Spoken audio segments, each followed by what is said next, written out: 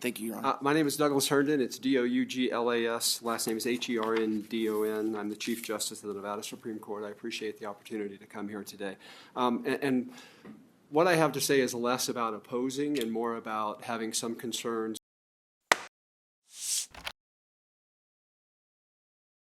Good afternoon, everyone. I want to welcome everyone to this afternoon's meeting of the Senate Committee on Legislative Operations and Elections. With that, I would like us to begin our hearing on Assembly Joint Resolution 8. I see we have Assemblymember Dalia here. Thank you very much for joining us. Please come forward, and any co-presenters you'd like to bring up with you. Appreciate you presenting Assembly Joint Resolution 8. Thank you, Chair. Am I okay to start? Sorry. Yes, please state your name for the record, Assemblymember. Thanks for joining us, and please proceed. Thank you, Chair. Joe Dalia for the record, Joedalia. And my apologies to the Chair. I have dragged him away from presenting a bill with my better half, so I apologize for making you spend time with me instead of her. I'm here today. No apologies needed. Very appreciate all the help, and thank you for being here today, too. So thank you to the Chair. Thank you, Vice Chair Daly and members of the committee. I'm here today to present Assembly Joint Resolution 8, which proposes to amend the Nevada Constitution to authorize the establishment of a statewide appointed business court. With me here in Carson City to present this measure is Professor Ben Edwards of UNLV's William S. Boyd School of Law, who is our state's preeminent legal scholar in corporate law. I may also be joined by my co-sponsor, Assemblymember Bacchus, at some point. Potentially also former Speaker Richard Perkins, depending on how things go. I have to leave at some point during the hearing, with apologies to the committee. We understand this is a busy time of session, so again, for everybody watching, sometimes members may have to go present bills in other hearings, and certainly understand if you have to step away. I had to step away from the Assembly Committee you serve on to come up here, so. Thank you, Chair. I appreciate it. This resolution is in many ways 2 decades in the making, and that's what necessitates this resolution today. AJR8 addresses those limitations by constitutionally enabling this legislature to establish a statewide business court with appointed judges vetted and selected for their expertise in relevant areas of business law. This court would exclusively handle intra-business and cross-business cases, such as disputes involving shareholder rights, mergers and acquisitions, fiduciary duties, and other similar business disputes. As Professor Edwards will detail, the potential benefits of this court are massive. Chief among those benefits, this will allow Nevada to compete more capably in the multi-billion-dollar corporate filings market by offering greater legal predictability and efficiency. That in turn could lead to more businesses, particularly technology companies we've been trying to recruit for some time, physically relocating here given our substantial commercial real estate footprint and proximity to Silicon Valley. It will also promote expertise and efficiency throughout our judicial system by preventing the commingling of civil, criminal, and business cases. Last but certainly not least, in discussions with stakeholders in the venture capital space, we've repeatedly heard that this court will boost interest in cross-state investments in Nevada-born startups and small businesses, fostering much-needed economic growth and diversification coming from our homegrown talent. In sum, the business court represents a very unique and lucrative opportunity for our state that promotes not only the quality of our judiciary, but also some of our most pressing economic goals. And before I pass the presentation over to my co-presenter, I just want to issue a special thank you to Justice Steglich, who we met with earlier today and who expressed support for the concept and a willingness to work with us to make sure that the implementation of this bill, which we would likely need to pass an implementation bill in 2027, she's willing to work with us to make sure that is done capably. So with that, and with the Chair's permission, I will now turn the presentation over to my co-presenter, Professor Edwards, to provide additional background and walk you through the resolution and our proposed amendment. Thank you, Assemblymember. Good afternoon, Professor Edwards. Thank you for traveling up to Carson City to co-present the constitutional amendment today. Thank you. My name is Benjamin Edwards, for the record, Benjaminedwards. Thank you to the Chair, the members of the Senate Legislative Operations and Elections Committee for considering this issue. I'm a member of Nevada's Board of Finance and a professor of law at the William S. Boyd School of Law at UNLV, where I teach courses in business law. I'm also a co-author of a treatise on Nevada business and commercial law published by LexisNexis, and an editor of the National Business Law blog. I'm here to speak to you today in my personal capacity and not on behalf of the University of Nevada, Las Vegas.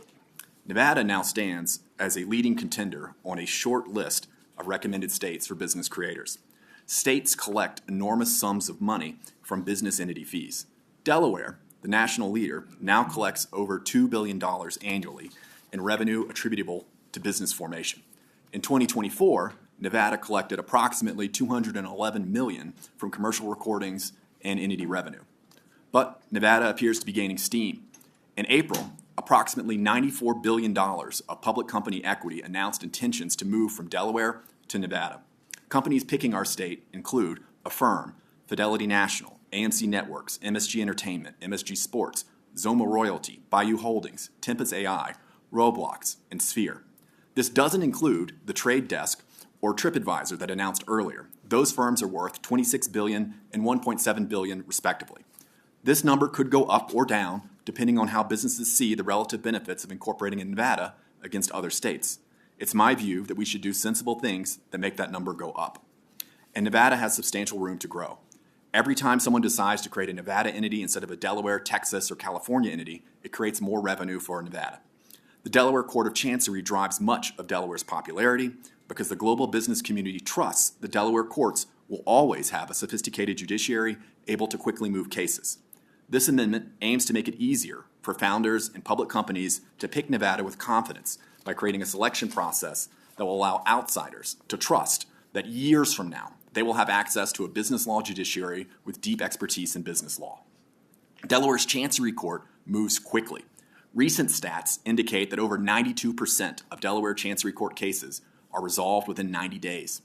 Statewide Nevada statistics are not readily available, but a records request to the Judiciary Statistics Department revealed that for fiscal year 24, the average time to disposition for the Clark County Business Court, the cases sat at 1,228 days. Fiscal year 23 was better, with an average time of 656 days. We need to give our courts more resources. It is a challenge to move the existing business docket at speed because judges often have to manage other dockets as well. It's incredibly challenging to simultaneously manage a criminal docket, a civil docket, and a business court docket, switching from arraignments to personal injury, then to mergers and acquisitions. This resolution would clear business court judges to focus on business law and get matters resolved. Other states are also moving to compete vigorously for this business by improving their infrastructure and adopting competitive law. Last year, Texas created an appointed business court. Texas business court judges are appointed directly by the Texas governor and serve 2-year terms. I'm pleased to tell you that we led Texas and announced public company moves by 10-2 in April. But Texas did land a very big fish with Mercado Libre. It's a company with a $115 billion market cap. Its proxy statement explained that its board considered, and I quote, the likely relative predictability of Delaware and Texas law based on differences in their judicial systems. Delaware has historically had the most respected corporate judicial system in the country and has an extensive body of corporate case law. Texas has a specialized business court system that opened in 2024 and has a smaller body of corporate case law. This factor did not alter the balance in the board's evaluation of Delaware or Texas. What I take away from this is that companies deciding where to go are looking at the judicial systems in the states. Passing this resolution would create a more stable bench than Texas in 2 ways. First, it calls for judges to be selected from a list provided by a nominating commission with a range of important stakeholders. Second, it sets terms to 6 years instead of just 2. This means that Nevada would offer a more stable and predictable judicial environment. With that in mind, here are key other provisions of AJR8.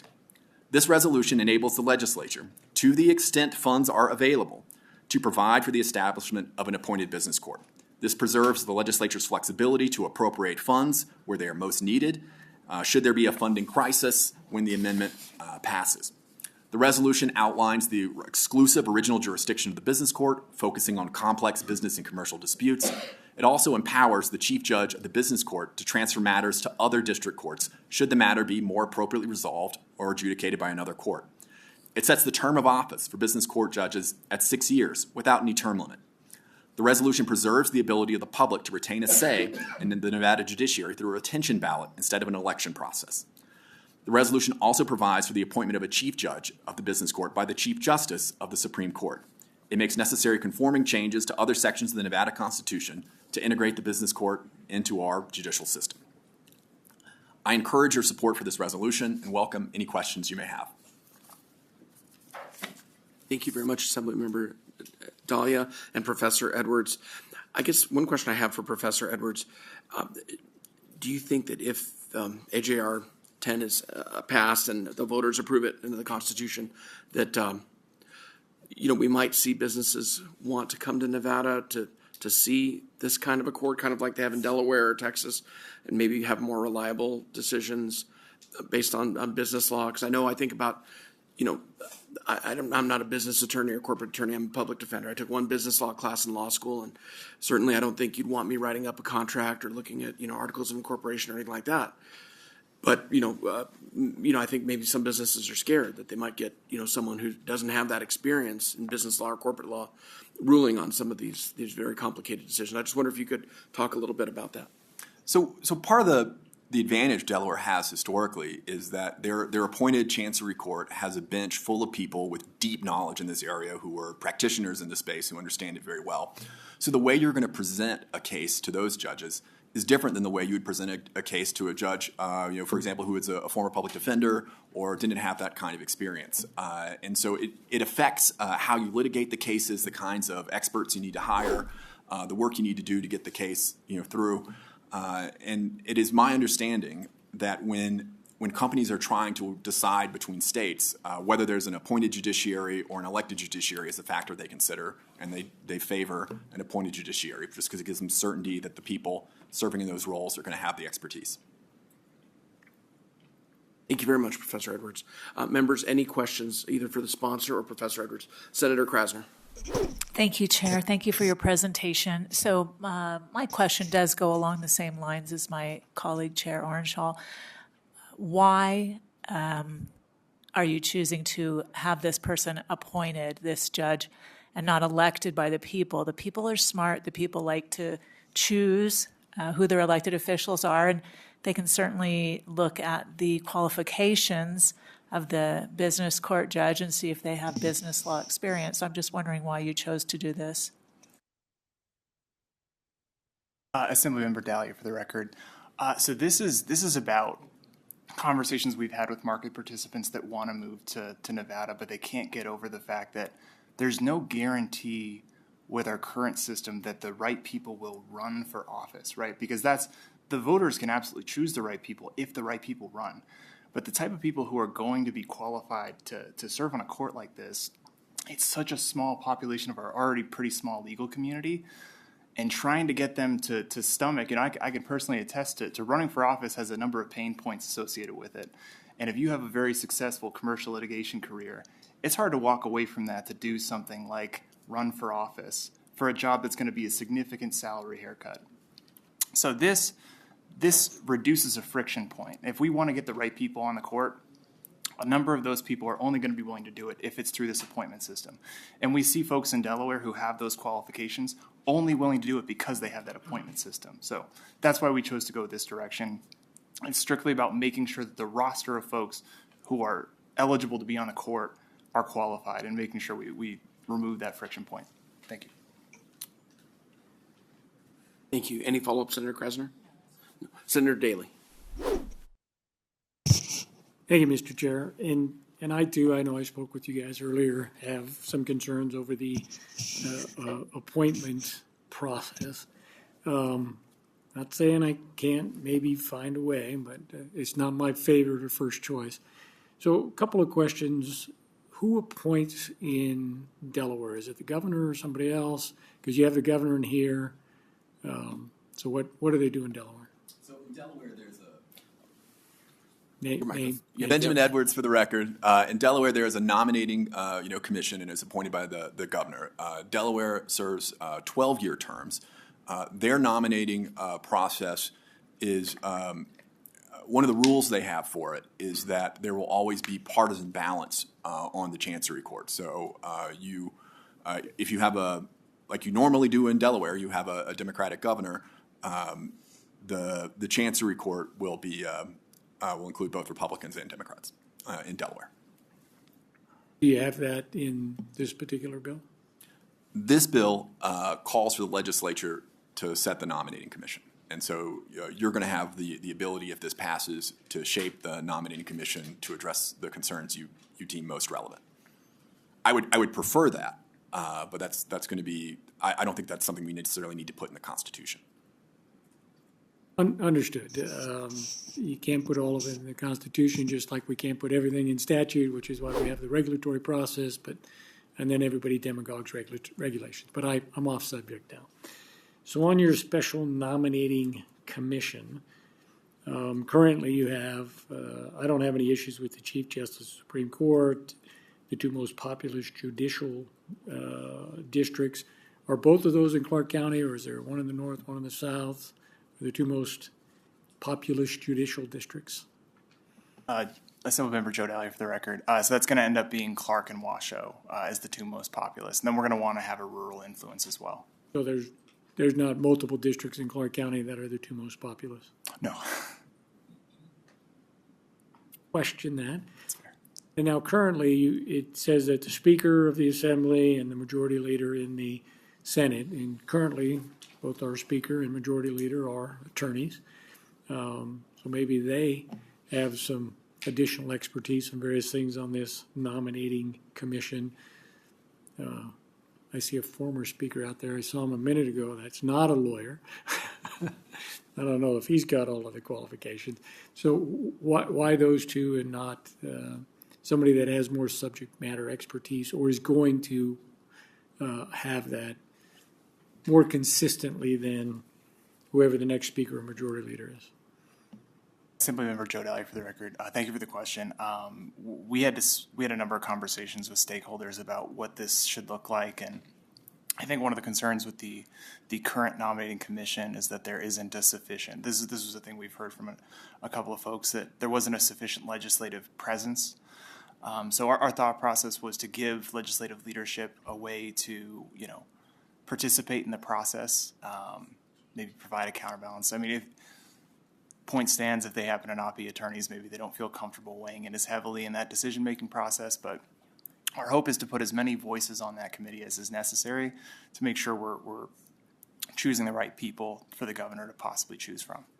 And I see the subsection F that says additional members as the legislature may prescribe by law, but I can also see where some attorneys may not want to be on this commission in case they ever end up in front of this court. And I don't know if it's the selection process, as the judges are going to know how or what was scored.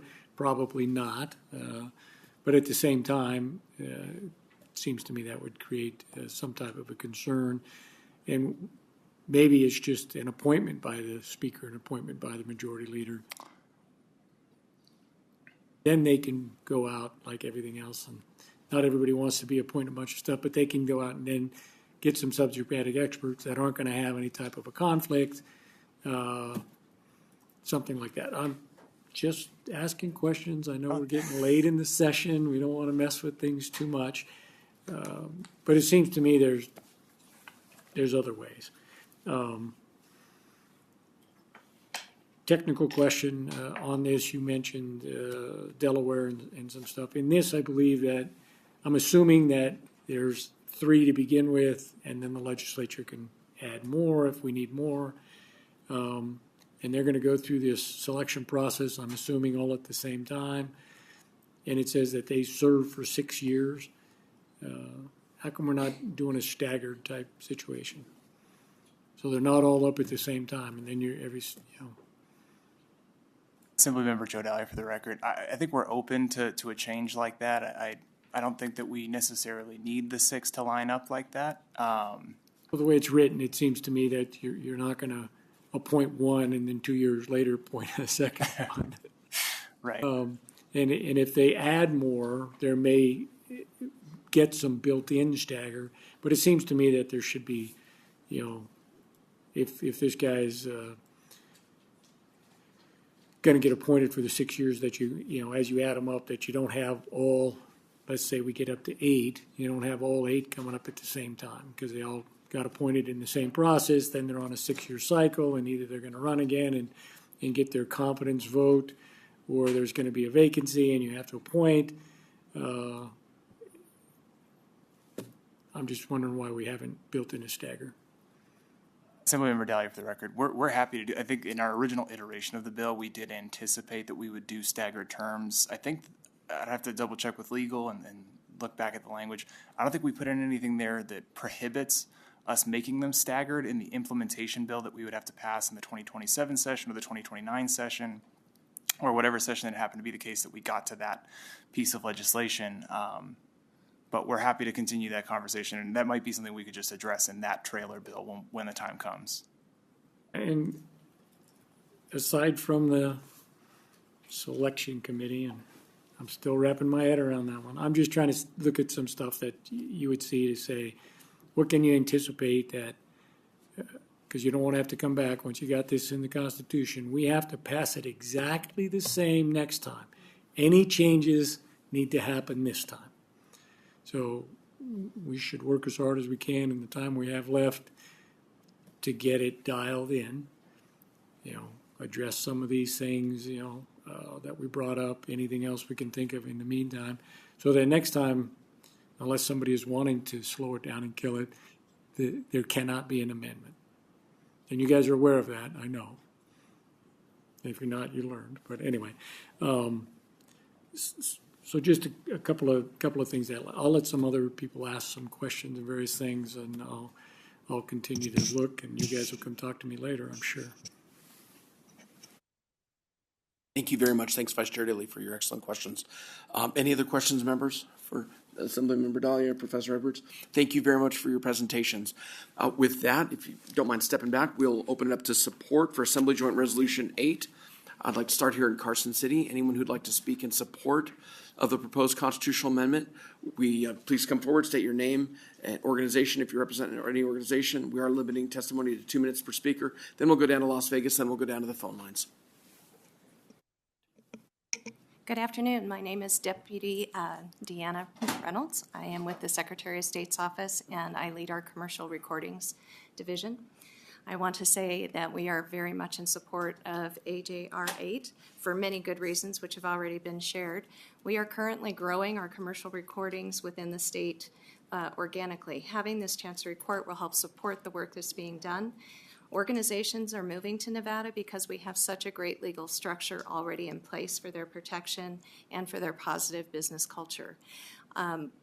Commercial recordings provides the third highest revenue in the state of Nevada. DMV is first, and then taxation, and then commercial recordings comes in after that. Our revenue earnings has continued to grow as organizations have relocated here and left Delaware and other places and set up business here. This is good for our children in Nevada, it's good for our community, and it's good for the people that live here. So we're excited to see this bill come forward. I said the wrong word there, but you know what I mean. And we definitely at the Secretary of State's office stand behind this and will help support whatever is needed to make this successful. Answer any questions or volume. Now it's on. Thank you, Your Honor. My name is Douglas Herndon. It's Douglas. Last name is Herndon. I'm the Chief Justice of the Nevada Supreme Court. I appreciate the opportunity to come here today. And what I have to say is less about opposing and more about having some concerns with this as structured.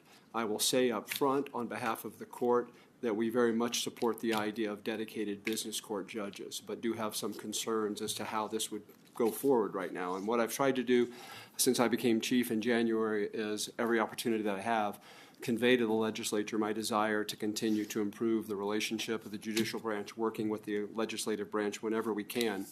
So I thought it appropriate to kind of raise these issues now before it gets structured and comes out of one session and goes to another session. But to begin with, we have a concern about the fiscal impact and how that might impact the judicial districts getting judges in the future.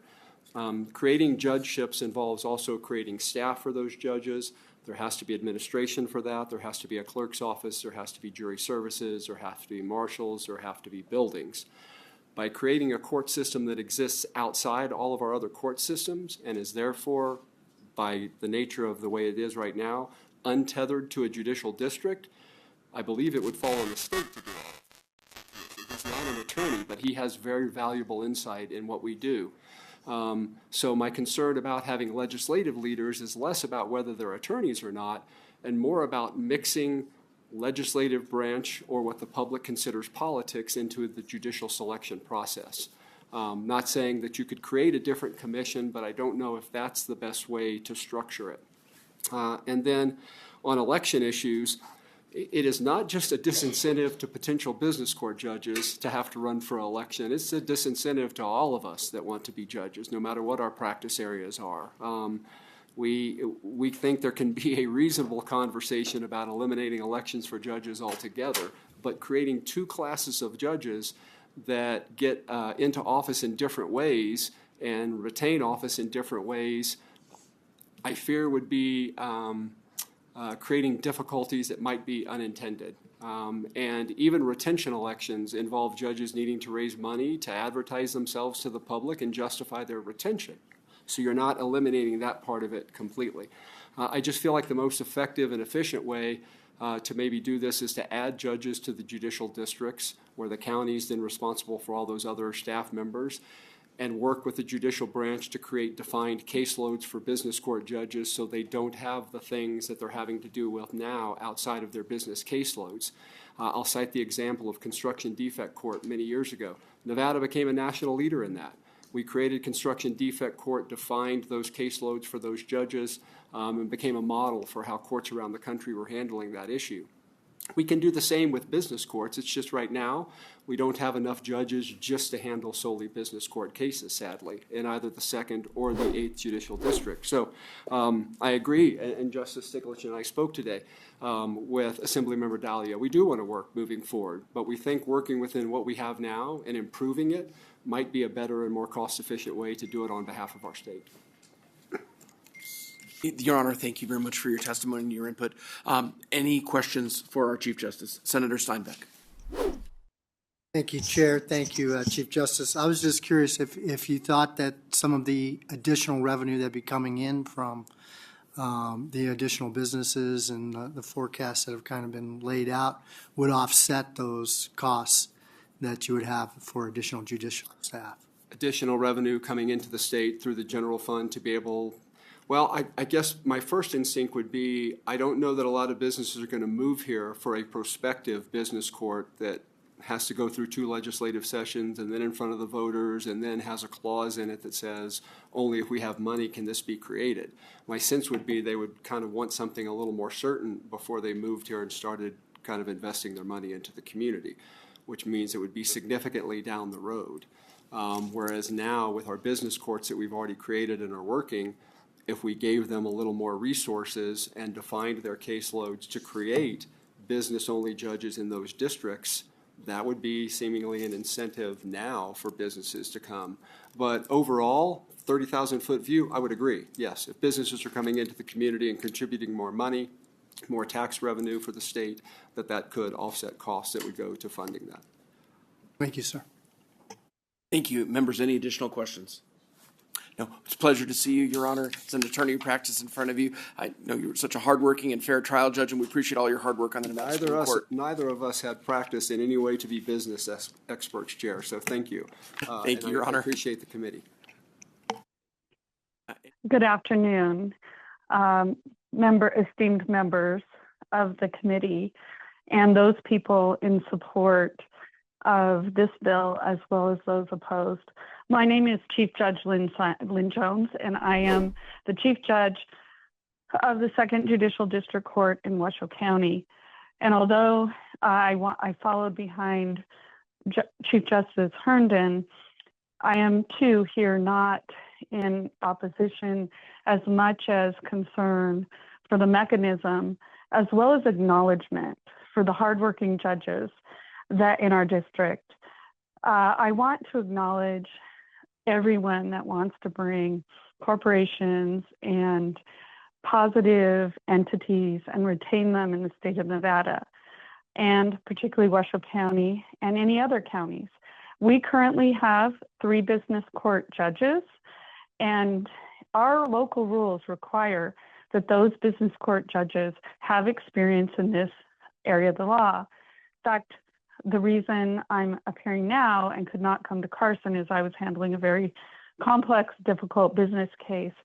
It requires additional filing fees to be in the business court. And I think that to effectuate what the proponents of the bill and realizing that to the process that it has to go through for constitutional amendment, we can help corporations now, and we stand willing to do that. We welcome any support in changing the mechanics of this bill that would enhance our district and our business court judges who currently carry their regular dockets and their business court. So I suppose at the end of the day, I totally echo Chief Justice Herndon that we stand ready to do whatever we need to do regarding our business court and support entrance of corporations.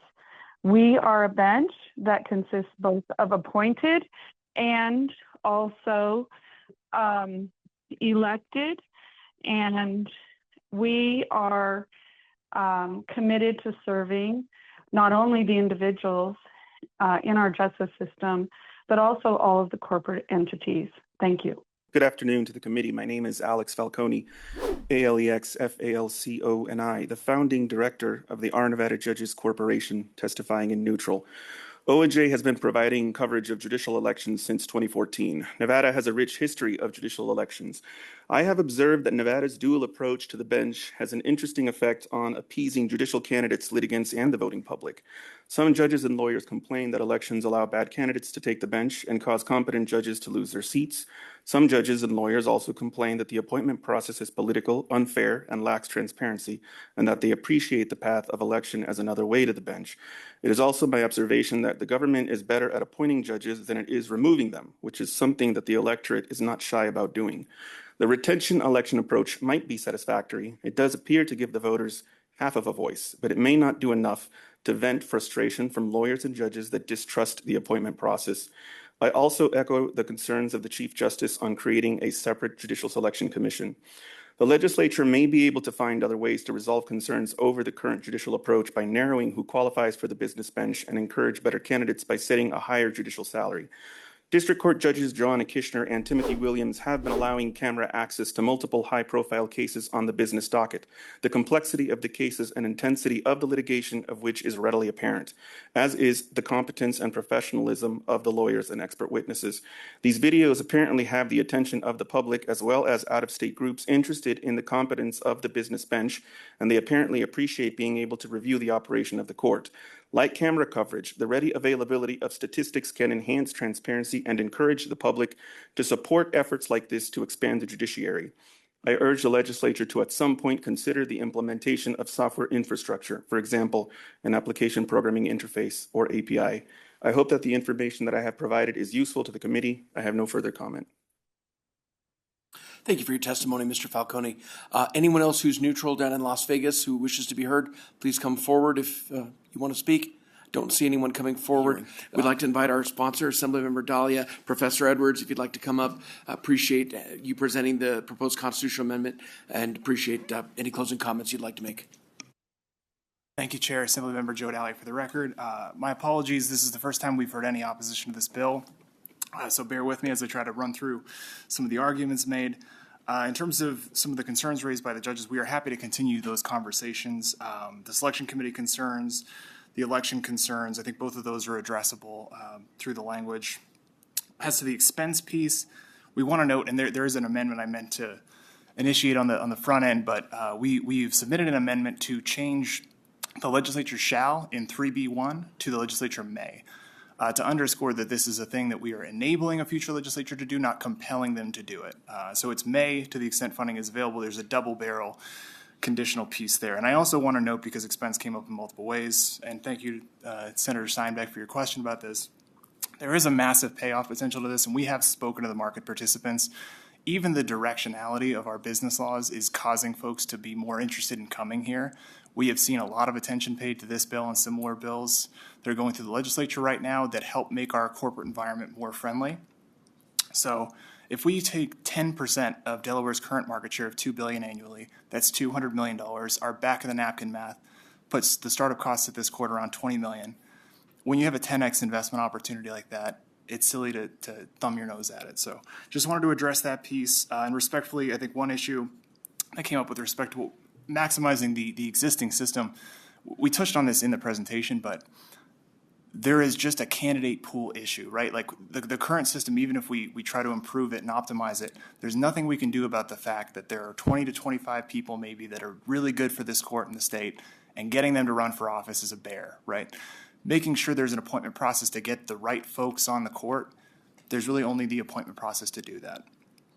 And I think there was a note about this potentially being a partisan measure. Delaware and Texas could not be more politically different. They both have business courts. We fall somewhere in the middle in terms of our partisan makeup, so I don't think there's any kind of partisan concern there. And then I think a caller in neutral flagged the jurisdiction of the court. I just want to clarify, we mentioned this on the front end, it's in the bill, or in the resolution, my apologies. This is exclusively for cross-business and intra-business disputes. So with that, I urge your support, and I will leave it to my co-presenters. I have to run out. Thank you, Chair. Thank you, Committee. Thank you very much, Assemblymember Dalia. And yes, the proposed amendment is on Nellis for any members of the public who might be looking for that amendment. And again, this would have to, if this is successful this session, have to be passed by the 2027 legislature and then go to a vote of the people before being approved in the Constitution. Professor Edwards, Speaker Perkins, whoever would like to go first. Thank you. So this is Ben Edwards for the record. One of the concerns that was raised was that this would be the third business court in the country, and that is simply not true. A significant number of states, I believe North Carolina, I don't have the full list of states in front of me right now, but a significant number of states already have business courts. This is not an unusual thing, and I'll stop there. Thank you, Professor Edwards. Thank you again for traveling up to Carson City to testify. Speaker Perkins, thank you for your comments today. Certainly, Mr. Chairman, members of the committee, Richard Perkins for the record, representing A16Z, RICHARD, PERKINS. To Senator Krasner's earlier point about the voters liking to participate in their elections, as you just pointed out, Mr. Chairman, this would have to go to the voters. They would have to give them, take that, if you will, that right away from themselves if this were to become part of the Constitution. As well, the governor already appoints vacancies. There's an appointment process in place in the judiciary as we sit here. And to Senator Daley's point, and certainly you want to get this right the first time because you don't want to have to fix it 2 years from now, if it's the Speaker and the Majority Leader and that stays in the resolution as it's written, perhaps like we've done in the past, make it them or their designees. And that way you can make sure that if you have a non-lawyer person in that spot, they can seek advice or seek help in that regard.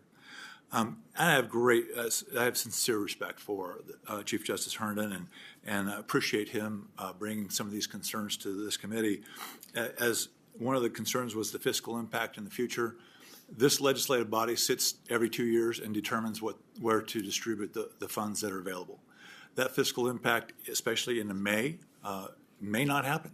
So it'll be up to this body, I'm sure, in a great deal of dialogue with the judiciary as to what the priorities are for the courts moving forward. As Assemblymember Dalia pointed out, we do believe, and you've heard testimony already, that there are companies, including the one I represent, are waiting to come here. And they're willing and ready to come here, and that will generate significant additional revenues to cover the cost of any future business court. We also talked, in my greatest appreciation to Justice Stiglitz this morning for spending some of her time with us, and we talked about the potential of the business courts that currently exist can operate in parallel with this moving through the process. They're not in conflict with each other. The legislature may not decide to do this in the future, but if our robust business court processes move forward. So they're not in conflict with each other. And then the need, one of the callers talked about, where's the need? 90 days versus 3 years to adjudicate a case. All the folks that you've heard from in terms of being supportive, and as well those that Professor Edwards and Assemblymember Dalia have talked to it, want to come here, but this is that last piece that keeps them from coming here. So that's where the need is at. And with that, I'm happy to answer any questions. Thank you. Members, any additional questions either for Professor Edwards or for Speaker Yeager? No, well, thank you again, and thank you to, I'm sorry, Speaker Perkins. Again, we appreciate the bill. Certainly in the news, I hear lots of about competition from South Dakota, Wyoming, Delaware for business in Nevada. So appreciate the idea here, and perhaps Assemblymember Dalia and the other proponents could reach out to the folks who had concerns, and maybe there's some amendment language that maybe everyone can agree on to address some of those concerns. Thank you for the presentation. With that, I'd like to close the hearing on Assembly Joint Resolution 8.